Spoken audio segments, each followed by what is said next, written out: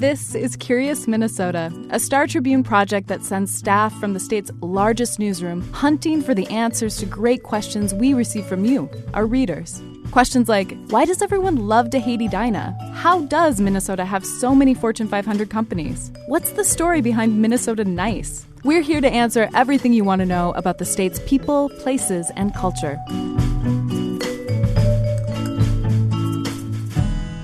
Welcome to Curious Minnesota. I'm your host, Eric Roper. Let's take a brief walk down memory lane today to the first time you visited downtown Minneapolis. What did you notice? If it was in the last half century, chances are you spent some time peering up at the second-story tubes, the skyways that practically define life in downtown. You may have even gone searching in some strange building for an elevator, an escalator, anything to get upstairs into this fascinating labyrinth. They can be vexing for newcomers, but many office workers wouldn't live without skyways. And yet they're controversial for robbing people and businesses from downtown sidewalks. Today we're going to learn about how the system got its start. But first, we headed out to the Skyway at the Minneapolis Convention Center to hear what people there think of this one-of-a-kind urban space. It is very helpful to avoid being freezing. Navigating through it is so difficult sometimes, but you get used to it after a while. You can't see outside, and so sometimes it is hard to know where you are. But I've been walking them now for 8 years and really, really enjoy them. I work downtown, I work in the Skyways, and I love it. I just feel like I can get around anywhere, avoid the cold.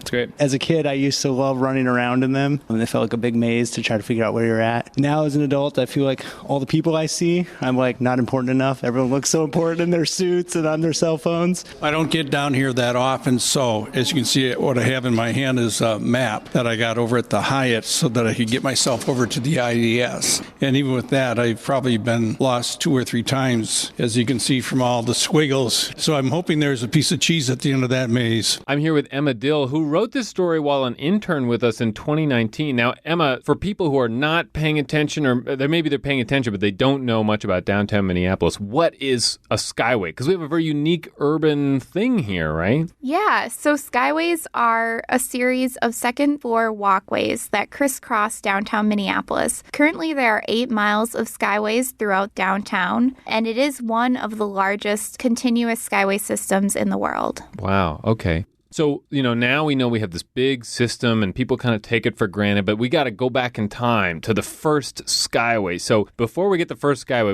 it's the 1950s, sort of set the stage for us because, for about 100 years, downtown Minneapolis was the main center of all activity in the region. What's going on in the 50s? Yeah, so in the mid-1950s, businesses were kind of fleeing from downtown Minneapolis into the suburbs. So in 1955, General Mills left downtown for Golden Valley, and then in 1956, Southdale Mall opened in Edina. And Southdale was kind of a turning point for downtown stores because it was the first climate-controlled enclosed shopping center in the U.S. Mm-hmm. So it really drew shoppers out to the suburbs instead of having them shop in these stores in downtown Minneapolis. Right. In contrast to these photos we see in the 1940s where there's just hordes of crowds downtown. I mean, that was kind of the epicenter, right? So enter Leslie Park. Who is this Leslie Park? Leslie Park is a real estate developer with Baker Properties, and he was credited with coming up with the idea for the first skyway system. And he kind of developed this idea in 1959 when they were developing the North Star Center. And the first skyway linked the North Star Center with Northwestern Bank and was completed in 1962. Was the idea that we need to compete with sort of the Southdale of the world, or maybe Southdale in particular? Yeah, so essentially the idea was to try to draw shoppers back downtown and to kind of provide them with the same experience that they would be getting at Southdale. Some people, however, were concerned that these second floor walkways would draw shoppers away from the first floor businesses that had been kind of the big money makers of that time. But Park and some other developers also saw the skyways as an opportunity to sell space on the second floor that usually was kind of hard to sell because the second ground floor doesn't really have a great view, and it's also close enough to the street that it still has kind of the traffic and noise. So it's kind of has two kind of negatives that people don't really want to purchase that space. And when you were reporting on this, there was a city planner with Minneapolis who posed that there was another motivation here having to do with pedestrian safety, right? Right. So in the 1950s, the streets of Minneapolis were really congested, and there were just lots of cars kind of going through downtown. The freeway system had yet to develop around the city. So basically, Minnesotans had to drive through downtown Minneapolis, regardless of where they were headed throughout the state. So city planners developed the skyways, at least this planner kind of was saying, as a way to prevent car pedestrian crashes and to kind of take pedestrians up off of the street level onto the second story. Mm-hmm. And we actually found a story in our archives from 1959 where there was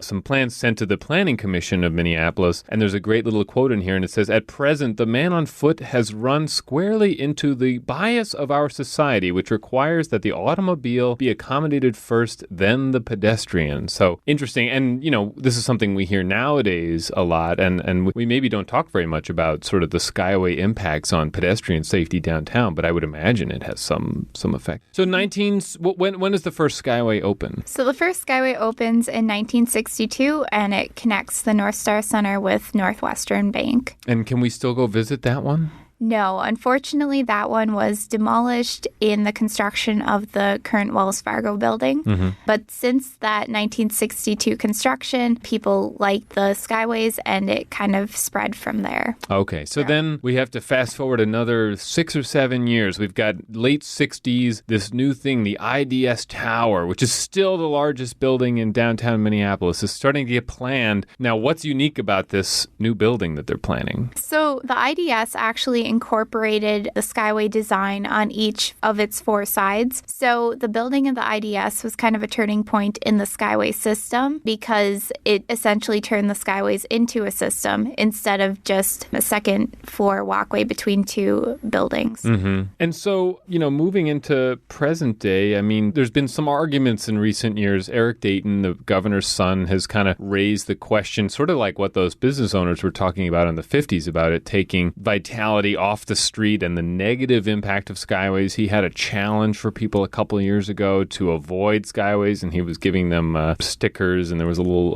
sort of card that you got, Skyway Avoidance Society. So there's sort of this view, well, maybe they do sort of suck life out of the streets. Visitors maybe don't know how to get in and how to get out, but once you get in there, what do you think? Is it worthwhile? Do you enjoy the experience walking in the skyway? Yeah, once you find a way into the skyways, I really enjoy it. First of all, it's warmer.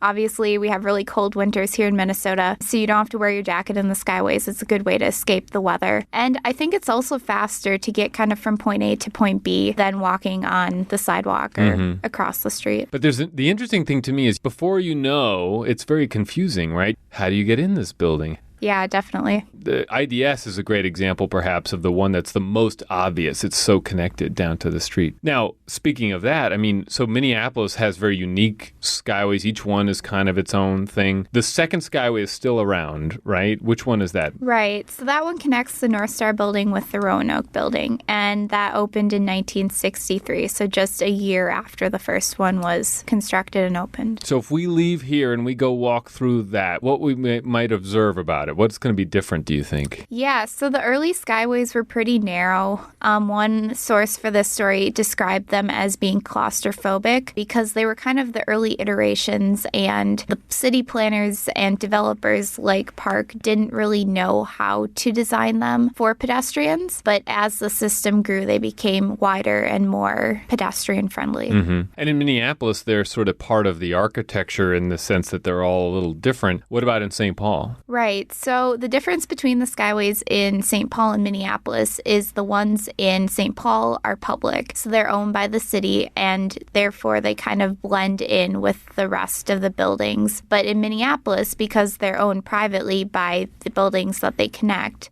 they really have their own unique flair, and they kind of emphasize the architecture of the buildings themselves. Mm-hmm. When I have people visiting Minneapolis who've never been here, I always say, whether you're for them or against them, I think you have to come come downtown at lunchtime on a weekday and just see the beehive of activity in the skyways, because it's really such a unique part of what makes Minneapolis, I think, nowadays, right? Yeah, definitely. Well, Emma, thank you so much for coming in. I feel like we learned a lot today about one of the most recognizable features about our city. So thank you so much for researching this and talking to us a bit today. Yeah, definitely. Thank you. Before we go, I want to try out an experiment for a future episode. In a couple of weeks, I will be talking to my colleague John Reinen about why everyone loves to hate Edina, an article he wrote for Curious Minnesota. Do you love to hate Edina? Well, you should drop us a line. You can use the voice recorder app on your phone to record a brief message explaining why, and then email it to curious@startribune.com. We may feature it on a future episode. Thanks for your help.